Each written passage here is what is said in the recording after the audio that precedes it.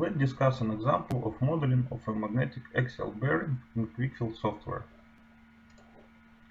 The magnetic axial bearing is a device that provides radial and axial positioning of shaft. It consists of two magnetic Hallback assemblies which form inner and outer magnet rings. It is important to assign magnetization direction of permanent magnets correctly to ensure that the bearing provides stabilization after small shaft displacements.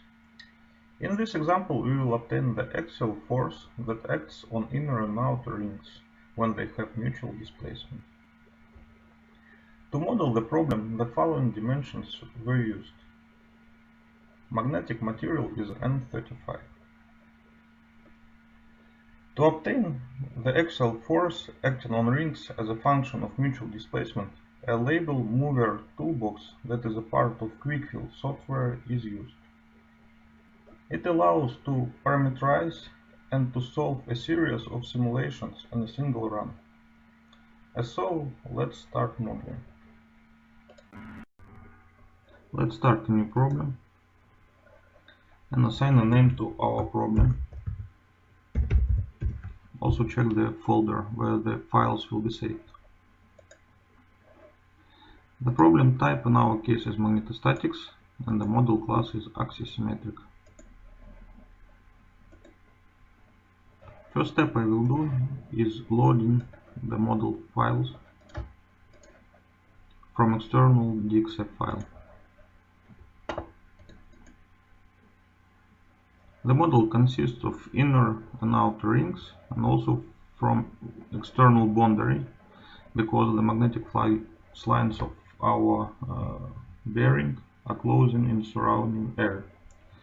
The middle line of the problem is the axis of symmetry, therefore we can delete the bottom part of our model.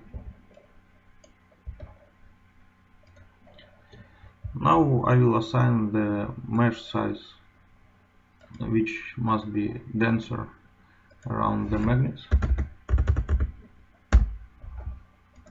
and can be coarser at the boundaries.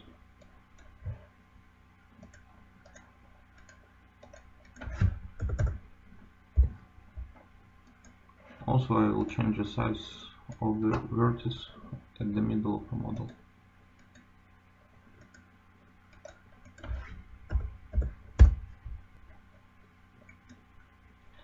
Now we can start assigning physical properties. For this we need to create labels of blocks. The first label will be called ring 1 center.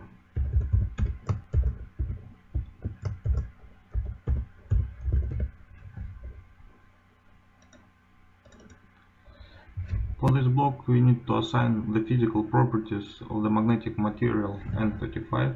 Is the permeability equal to 1.05 and the corrosivity force is 955,000 ampere per meter. The direction of magnetization will be 90 degrees, so it points straight up. I will copy this block and create enough new blocks.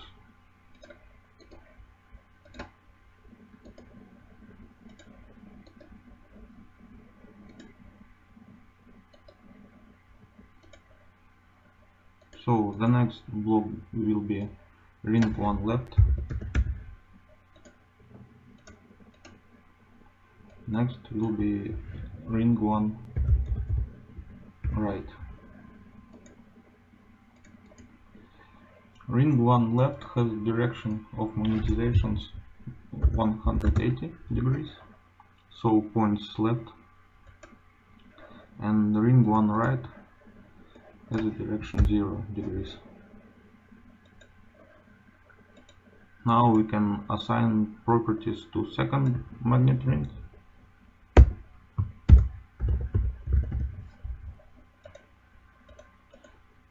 So ring to center, ring to left, and ring to right.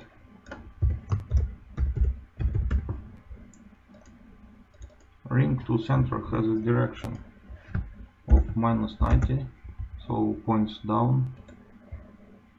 Rings to left has a direction of 0 degrees, and ring to right has a direction of 180 degrees. The final block label we need to create is air.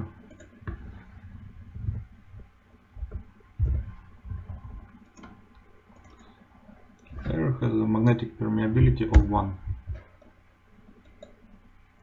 Now we can assign labels to our model. So that's surrounding air, and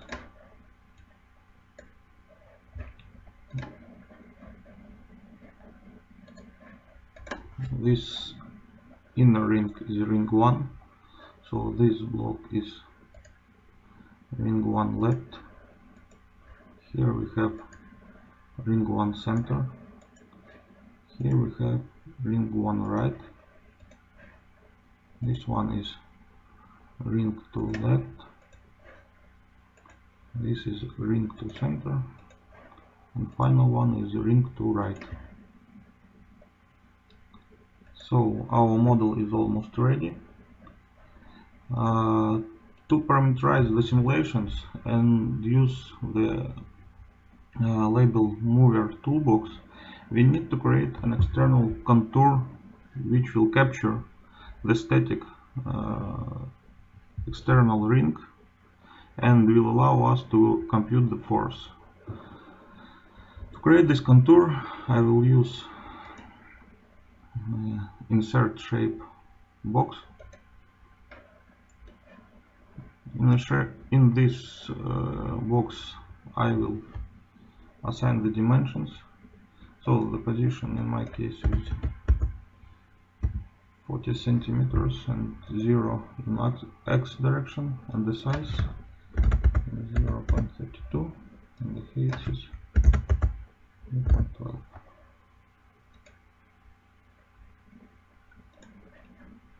So we created that contour, and for this contour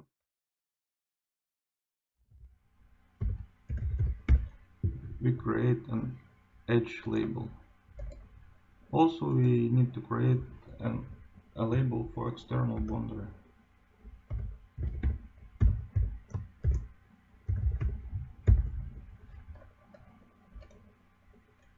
External boundary has an boundary condition of 0 magnetic potential.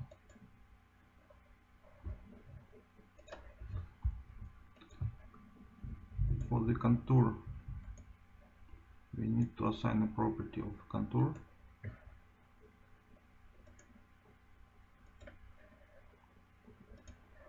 And for external boundary, we assign external boundary condition.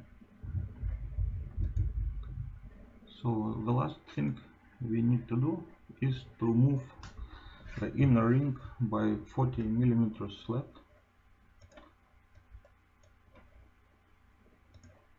So I select the bottom ring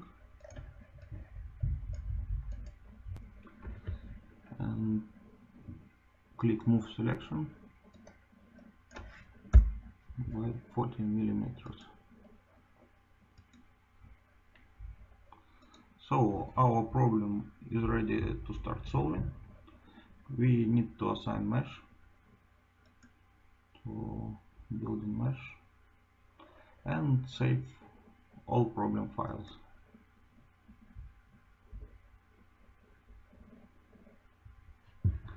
Now we will start label mover toolbox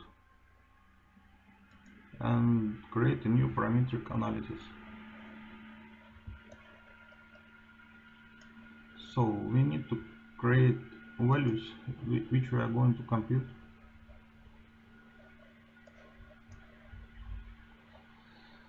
We need to select a compound contour, and this compound contour in our case is contour, and we will compute the mechanical force the angle of force, and also x and y projections of this force. Now we need to set up the step of movement.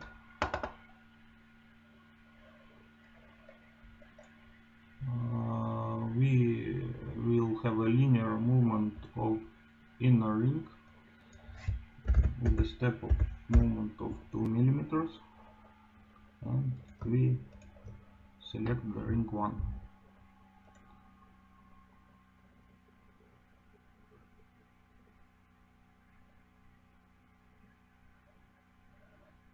So I want to repeat this step 40 times,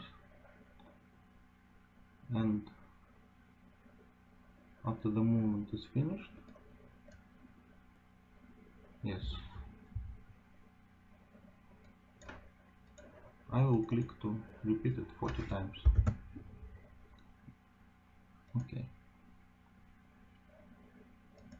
And now we are ready to start solving. I click the button Get Results. This parametric solution will take some time, so I will make a pause and we will continue after the problem is solved. So the solution is ready and we can watch the results. Here we see a curve of the x projection of the force acting on the bearing. As we can see, the contour is not colored, so it's empty. So in fact we are observing the force which is acting on the inner ring. And here we can see that the middle line is the axis of symmetry, and when our inner ring on the left side of the axis, we have a positive force, so the force tends to move inner ring to the right side. And the same when we have inner ring on the right side, the force is negative, so it tries to move the ring back to the axis of symmetry. So in fact our magnetic bearing provides axial positioning. At this point I would like to finish this video. Thank you for your attention. More examples of modeling in QuickField software you can find on the QuickField webpage.